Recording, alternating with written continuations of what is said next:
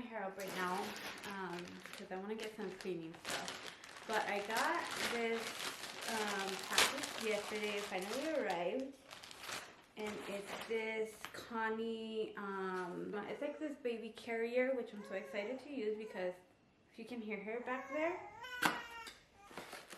it's this baby carrier. Alright, so this goes in the back. I saw that you can put it on kind of like a t-shirt, so maybe like this. I'm coming! Oh. I think something like so in here.